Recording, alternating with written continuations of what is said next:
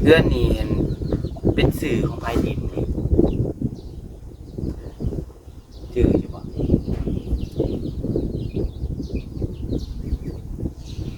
ตามที่ว่าเตียงใส่ซื้อลูกค้า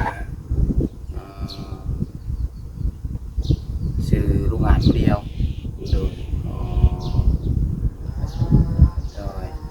แต่ว่าตัดสินใจครั้งแรกว่าอยากไปเฮ็ดเวียกแม่น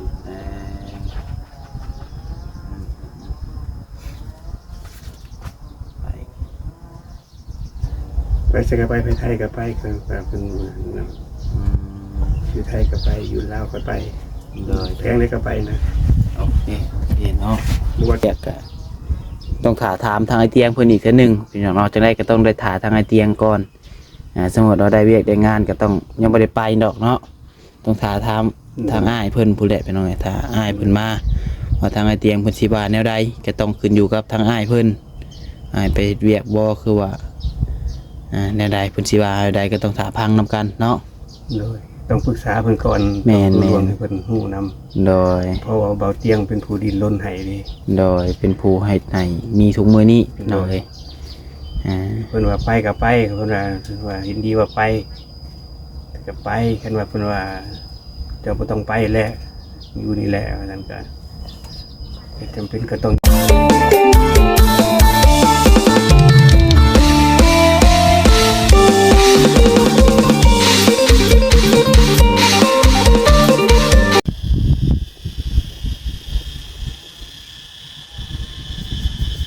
ยังไงเนาะเปิดภาพขึ้นมาอีกมือนี้วันนี้จ้ะเธออยู่ทางเรือนทางการของลุงอาจเพิ่นคือเก้านอกอย่างเนาะมาบันนี้ก็คือว่าเป็นขึ้นกว่าเก้าปีอย่างเนาะมาหลังจากเมื่อวานนี้มั่งของครัวคือว่าตัวท็อปเนาะข้างหน้าออกคือว่ารู้สึกว่าเป็นขึ้นพี่น้องเนาะเอาพี่น้องเลยเทียงกับคืออยากมีครับอันนี้เนาะเอาแจ้งอยู่บ่ล่ะเนาะโอ้ยกับทักทายสบายดีสวัสดีพ่อแม่พี่น้องFCเบิดสุขุสุคนบทสมองสุบอนว่าซิวฝั่งลาวฝั่งไทยและก็อยู่ทางต่างประเทศเด้อก็ยินดีต้อนรับเข้าสู่ช่อง YouTube น้องผัดไซชาแนลอีกแล้วครับเนาะมาพบมาพ่อกันกับน้องผัดไซมือนี้เนาะพี่น้องเนาะน้องผัดไซก็ได้เดินทางเข้ามาหาทางลุงอาจคือเก่าพี่น้องเนาะเข้ามาเยี่ยมยามเพิ่นตอนเช้าก่อนเหมือนกับพี่น้องเนาะอะไรก็พอไปหาทางเพิ่นเลยพี่น้องว่าอย่างไรเนาะไปพี่น้องคือเก่ามือนี้ก็ได้เนาะสื่อนำก้อนคือว่านำแข็งมาให้เพิ่นคือเก่าเนาะมือละ2 ถุงพี่น้อง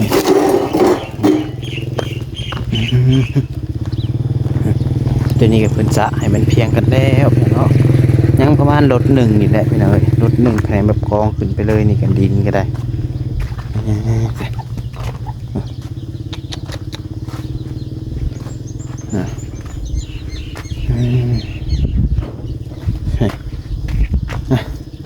เอาไว้ก่อนก็ได้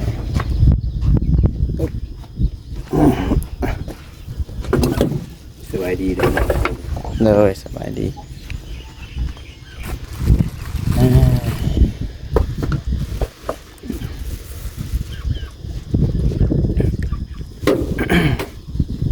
กระติกตัวนี้บ่มีผาติมันเตะ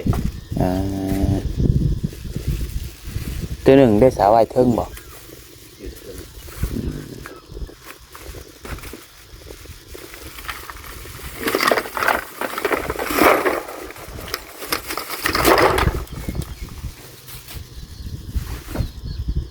โน่เอาอีกแล้ว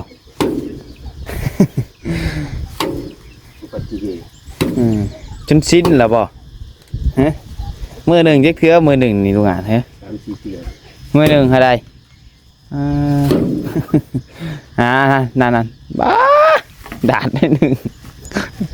เดี๋ยวเฮ้ยก้มต่ำๆกว่าเนาะจังหน่อยเป็นหัวนู่เบิ้ลเลยปะจ๊ะสมองเสื่อมแล้วจังหน่อยนะมือละ3-4 เถื่อพุทธิโอ้ย เอาบ่ได้ก็นี่แหละพี่น้องเนาะเป็นห่วงยันอันเพื่อนเพิ่นนี่แหละผม เห็นสุดเนาะ แม่นแต่ว่าย้อนตำลายนี่ไปจักจังเสามันจังแตกนี่มันย้ายไปจักหัวโดนลายเด้ ตามมือ3-4เถื่อที่ ทำเรื่อย ตามเรื่อยๆตามตลอด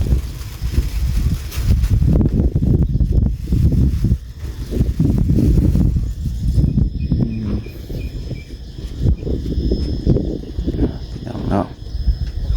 บรรยากาศตอนเช้าๆสุกดินเขาหันบัดนี่พี่น้องเลย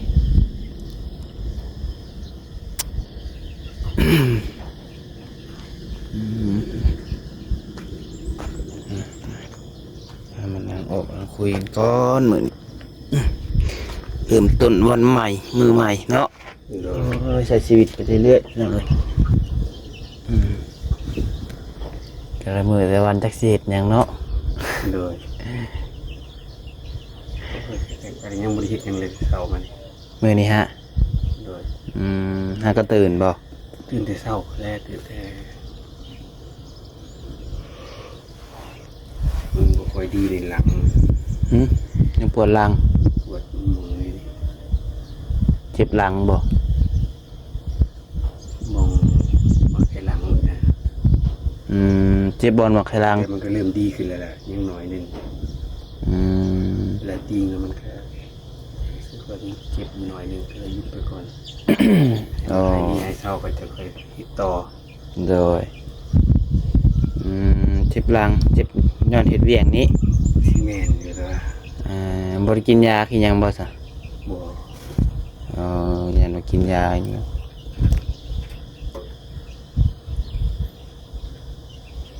เฮ็ดบ่ได้ก็บ่เฮ็ดนี่เนาะเฮ็ดบ่มีคนเฮ็ดเนาะ ก่อนหายเจ็บก็จะเคยติดต่อ อืม เมื่อวานนี้ก็อ้ายเพิ่นมาสาดินบริษัทลูกค้าบริษัท แล้วเราบ่สระผู้เดียวบ่นะ โดย ดีแล้วเนาะเพิ่นมาซอยเพิ่นมาหลินน้ำถูกมือบ่ ก็บ่ทุกมื้อบางเทื่อก็2 มื้อ 3 มื้อเพิ่นมาทีบางเทื่อก็มาเรื่อยๆนะ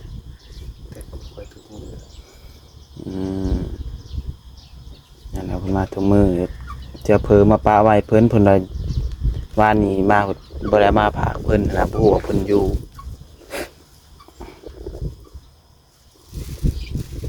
เพิ่นว่ามายามกลางคืนเพิ่นออกมากาดเนียงแล้วเพิ่นแวะมา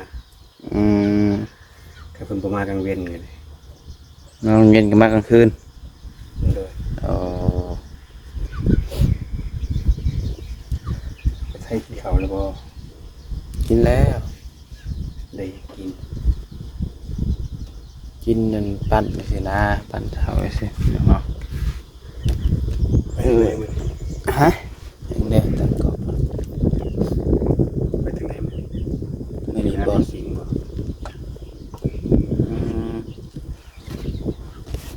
มื้อนี้ย่างบ่ได้ไปใส่ดอกมื้อนี้เพราะว่าทางแม่เพิ่นบอกแชทมาบอกคือมาบอกแต่เช้าเพราะว่า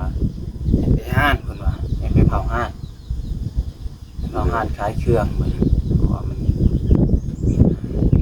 ด้ดีบ่ ก็บ่แม่นว่าขายดีแบบว่าทางพ่อเพิ่นสิมาเฮ็ดเฮือนมาเฮ็ดห้องนอนให้น้องสาวมาเฮ็ดห้องนอนแล้วก็ ก็เลยมาซอยเบียแม่ แม่นพ่อแม่ก็แนมขายเครื่องผู้เดียวแต่ขายบ่ได้เด้มันขายหลายอย่างเด้สมมุติลูกค้าเขาพร้อมกันนี่ก็มันขายบ่ทันว่าซั่นซะบ่จักจะจังหวะผู้หนึงมาซื้อเผลอ เพิ่นสิก็เปียก บ่ผู้หนึงมาซื้อเผลอผู้หนึงมาซื้อตำผู้หนึงมาซื้อปิ้งผู้หนึงมาซื้อน้ำแบบนี้นะ โดย แต่ว่ามันกับบ่บังเอิญปานนั้นดอกบางมือมันก็คนหลายบางมือก็แต่มันขายบ่ทันแล้วมันน้ำลูกค้าบ่ทันเพิ่นบ่ซื้อได้เนาะ แม่น บางคนเพิ่นขี้คร้านทา เขาต้อง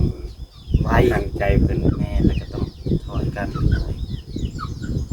บ่ถึงขั้นว่าขายดีปานนั้นแต่ก็พอได้ขายกันอยู่คนเดียวเลยบ่รอดขายบ่ได้อยู่คนเดียว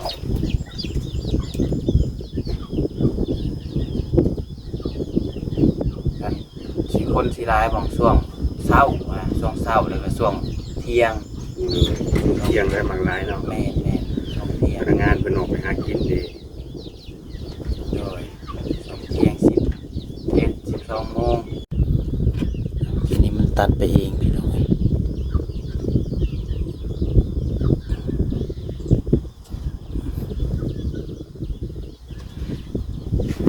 คุยกันว่าใช่เลย เอาตอนเที่ยง ตอนเที่ยงวิทย์เที่ยงไปแล้วก็บ่ดีปานใดวิทย์เที่ยงไปแล้วก็นอนก็ได้ ใช้น้ำแล้วเนาะบัดนี้ แม่นอยู่ผู้เดียวก็ได้เป็นในช่วงเที่ยงเขาได้อยู่ผู้เดียว เที่ยงกับตอนประมาณ4-5โมงเนาะ เลย 4-5โมงเพิ่นเลิกเรียนก็ซื้อข้าวซื้ออาหารของเพื่อนบัดนี้ แม่นแต่ว่าช่วงแรกก็บ่ได้ขายปานใดดอกช่วงแรกบางมื้อสิได้ขายมีลูกค้าหลายนะกับช่วงที่มันยามลงหายกลงนาเลยเด้คนก็ส่วนหลายขายให้ทางมันคนเจ็บแบบคนเข้ามาห้องหมอนะ อาหารติดห้องหมอเลยใส่ขายแบบนั้นเจ็บคนป่วยมา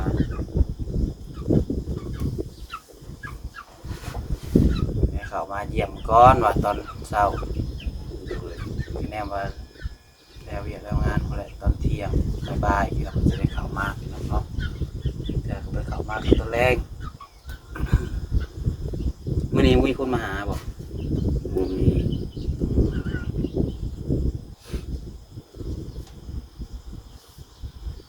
ว่าทีมงานหลายคนมันจะขึ้นไปเหนือหลายเติบเนาะทางไอ้สองไอ้เสียงใช่กัน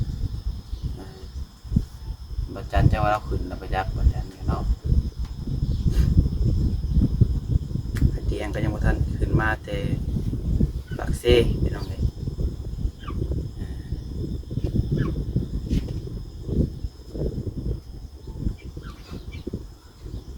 ทั้งแม่ป้าบ่อยู่บ่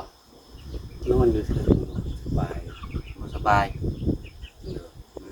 ม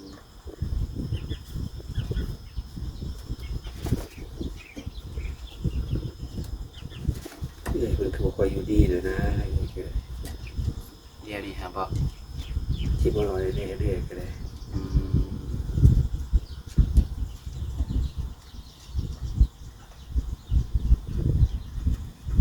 สิไปหาหมอก็มีเงินเนาะสิปวดไปหยังกัน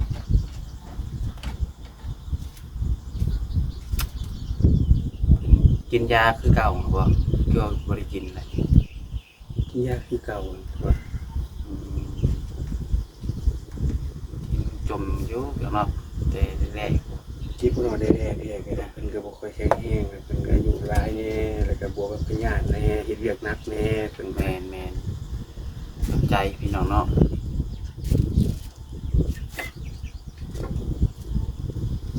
แกเพิ่นก็อารมณ์ร้ายพี่น้องอารมณ์ดีเนาะ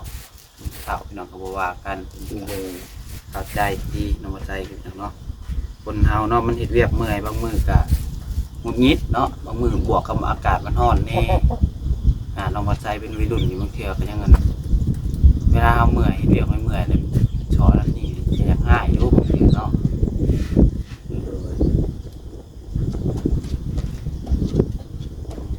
เพิ่นยังบ่ได้ไปกวดเลยว่าตั้งแต่ตาไปสัมผัสกัน บ่ได้ไปเลย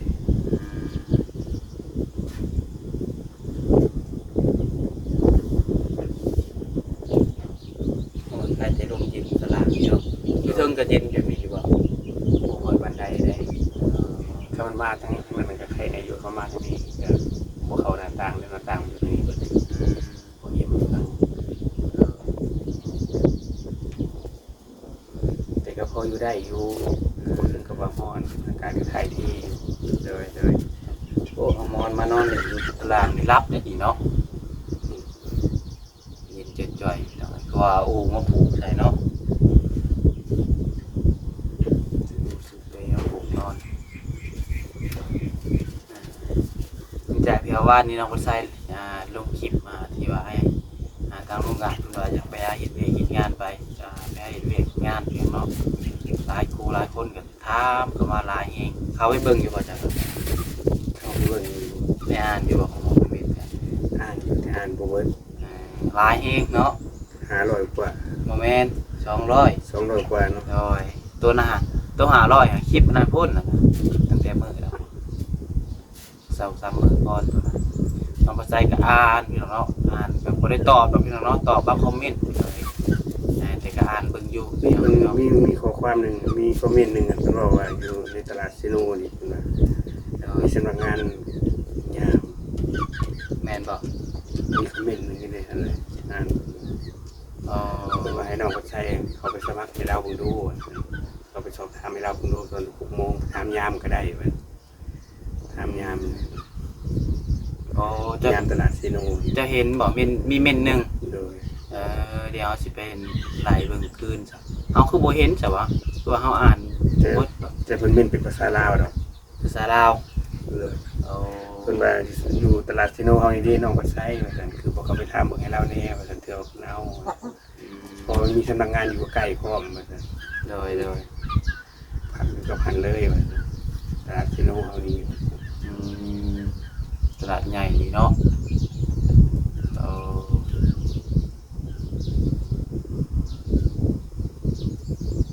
หลายคู่หลายคนก็บ่อยากให้ไปเฮ็ดพี่น้องหลายคู่หลายคนก็ว่า มันก็บ่ได้แล้วพี่น้องเอ้ยขอโทษขออภัยนำ FC ทุกท่านผู้ใหญ่ทุกท่านเนาะชีวิตเฮามันต้องหากินนะมันก็ต้องดิ้นรนแต่ว่าสิซ่าหรือไวมันก็ต้องหาต้องไป เดี๋ยว ยังอยู่ส่วนนี้เรื่องงานยังมีอยู่ก็หาไว้ก่อนนี่แหละเพื่อได้นะถือว่ามีผู้ใหญ่ใจบุญขึ้นอยากเลี้ยงจะเบิ่งเพิ่นว่าเขาประตูบ้านประตูเงินให้เพิ่นเข้าไปไปเปิดประตูให้เพิ่นเข้าบ้านเงินเข้าซอกนี่นะ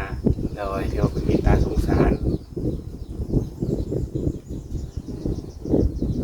เฮ็ดอย่างอื่นสิบ่ทันบ่ทวงบ่ทันหมู่และเฮ็ดบ่ได้แล้วเฮ็ดอย่างอื่น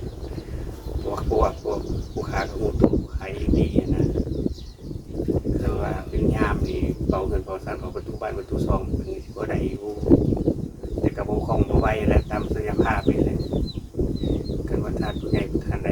มีตาสงสารก็ให้เบิ่ง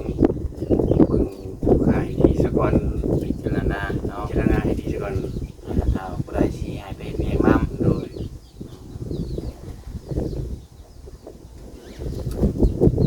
สมมุติว่าไปเฮ็ดเวียกอยู่สมมุติว่ามีผู้ใหญ่คนใดไปเฮ็ดเวียกนำอยู่ฝั่งไทยนี่จะไป ไป ประเทศชาตินี่เด้ ให้เรื่อยขึ้นอยู่ เดือนนี้เห็นเป็นสื่อของไผดินนี่ชื่ออยู่บ่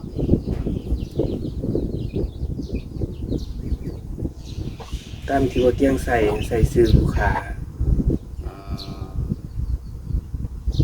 ชื่อลุงอ่านผู้เดียว โดย อ๋อ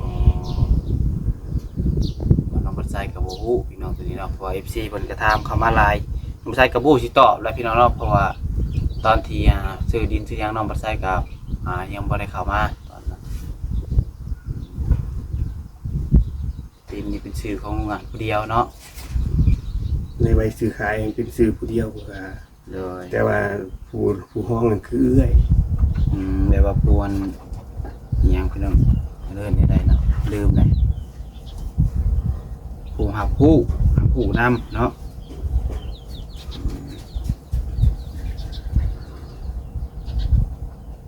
เราไปเฮ็ดเวียกเฮ็ดงานกับป้าให้เอื้อยได้อยู่เนาะ โดย อืม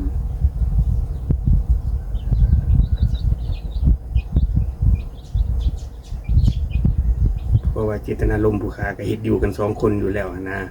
เลย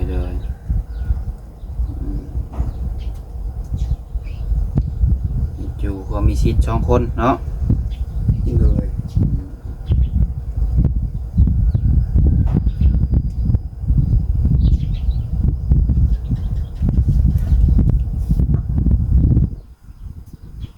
ได้เฮ็ดเวียกอยู่ใกล้นี่ก็ใครอยู่เนาะพอได้เที่ยวไปเที่ยวมาเนาะพอได้ ก็บ่ได้มากคือเก่าแล้วว่าไทยมันสิย่างไปย่างมามันก็บ่ทันการคือว่านะก็สิได้หาเสาบ้านเสาซองอยู่ใกล้ๆหม้องเฮ็ดเวียกเฮ็ดงานในตัวเมืองพุ่นล่ะ แล้วมีใครแบบว่า สิหามือมาเทื่อนึงแบบสินะว่าอันให้เอื้อยไปฮับแบบสิ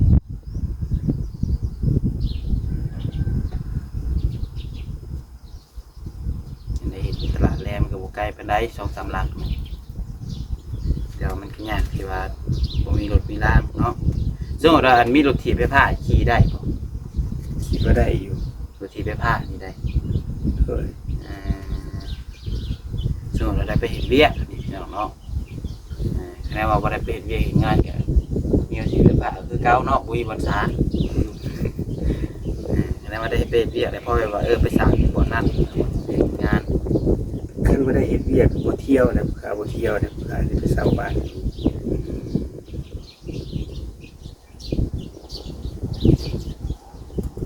เนี่ยนะแบบว่าจะ2-3 มื้อมาเฮือนเทื่อนึง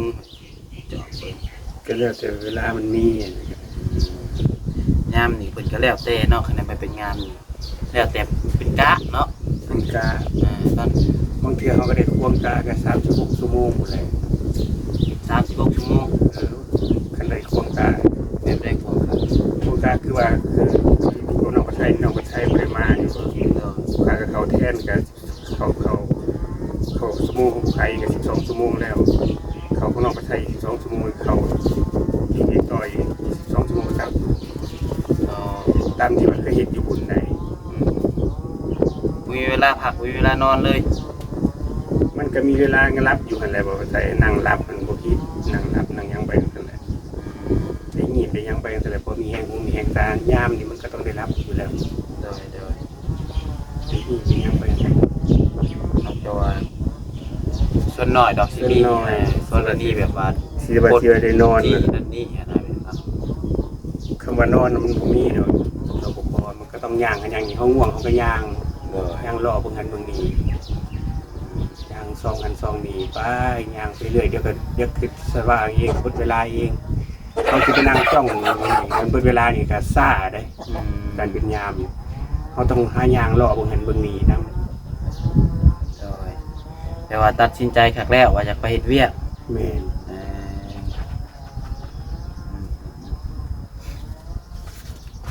ไป ไปจะก็ไปไทยก็ไปก็แบบเป็นนอยู่ไทยก็ไปอยู่ลาวก็ไป โดย แข้งได้ก็ไปนะ โอเคเนาะ หรือว่าจะแข้งสวรรค์อยู่แข้งได้อยู่บ้านได้ก็ไปอยู่โรงงานได้ก็ไป ขอแต่ได้ไปเฮ็ดเวียก เลย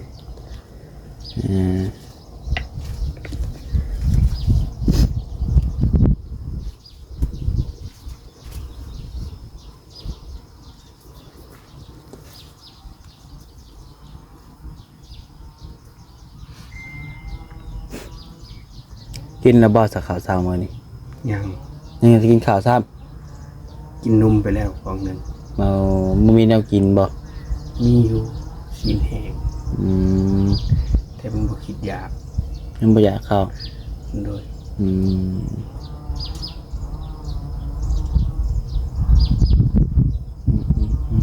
พี่น้องเอ้ย